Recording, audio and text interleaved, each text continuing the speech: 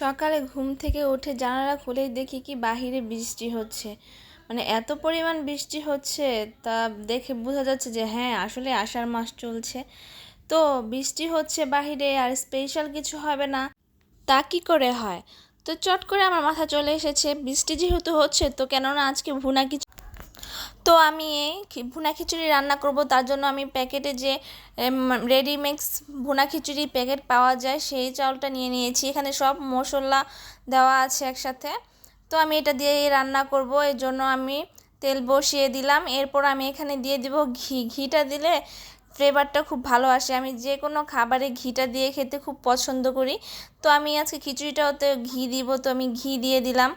এইখানে তো এই যে চাউলটা এটা পুরো ধোয়া থাকে, এটার ভিতরে মশলা দেওয়া ছিল, সেটা দেখালাম আমি যে হাতের মধ্যে মশলাগুলো কিভাবে ভরে রয়েছে। হলুদ, মরিচ, তারপর যা যা মশলা থাকে সব দেওয়া আছে এখানে।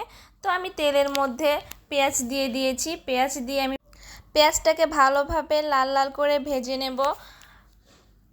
এই তো আমার পেঁয়াজটা ভাজা হয়ে গিয়েছে। এখন আমি এই ভাজা পেঁয়াজের মধ্যে চাউলগুলো দিয়ে দিব। এটার মধ্যে আসলে চাউল ডাল সব কিছু একসাথে দেওয়া আছে, মিক্স করা, মানে সব কিছুই দেওয়া আছে। আমার এক্সট্রা কিছু দেওয়া লাগবে না, জাস্ট লবণটা দেওয়া লাগবে। তো আমি এখানে এগুলো ভালোভাবে কষিয়ে নিচ্ছি। তো আমার ভাজা ভাজা হয়ে গেলে এরপর আমি পরিমাণ মতো জল দিয়ে দিচ্ছি।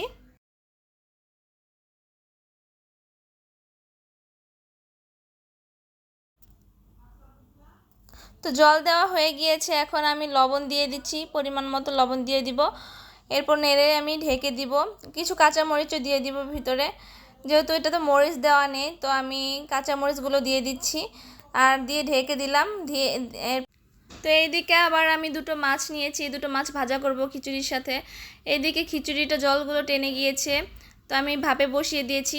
আর এইদিকে দেখছি ঘরে এসে আমার টুনি পাখি জানালা দিয়ে মানুষজনকে ডাকাডাকি করছে এই এই করে। তার এখন 10 মাস, সে যে এই বয়সে এই করছে, তাই সেটা শুনে আমার খুব খুশি লাগছিল। তো সেটা দেখালাম। আর এইদিকে আমার খিচুড়িটা রান্না করা শেষ হয়ে গিয়েছে। আমি মাটির হাঁড়িতে এটা ডেকোরেশন করে নিলাম। তো কেমন লাগছে অবশ্যই সবাই জানাবেন। আর বাসায় অবশ্যই রান্না করে ট্রাই করবেন, খেতে খুবই দারুণ হয়েছে। তো এইদিকে আবার আমি মাছগুলো ভেজে নিব। তো এই যে মাছগুলো ভেজে নিচ্ছি, আমি ভাজা ভাজা করে নিব একদম ভালোভাবে। এইদিকে মুরগির মাংস নিয়ে নিয়েছি, এগুলো আজকে আলু দিয়ে রান্না করব। তো এই জায়গায় আলুগুলো আগে ভেজে নেব।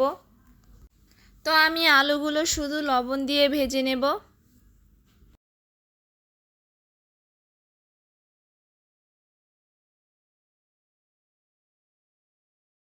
আলুগুলো ভাজা শেষ হয়ে গিয়েছে, এখন আমি একে একে সবগুলো আলু তুলে নিচ্ছি। আমি একই তেলের মধ্যে গরম মশলা এবং পেঁয়াজ দিয়ে ভালোভাবে ভেজে নেব।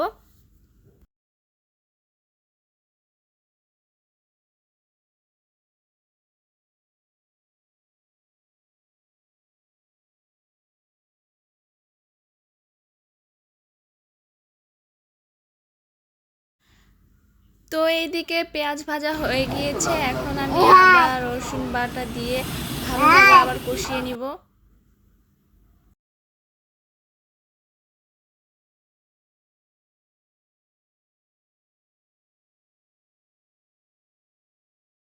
তো একে একে আমি এখানে লবণ, হলুদের গুঁড়ো, মরিচের গুঁড়ো, জিরে গুঁড়ো, ধনিয়া গুঁড়ো সব কিছু দিয়ে আমি ভালোভাবে এটাকে কষিয়ে নিব।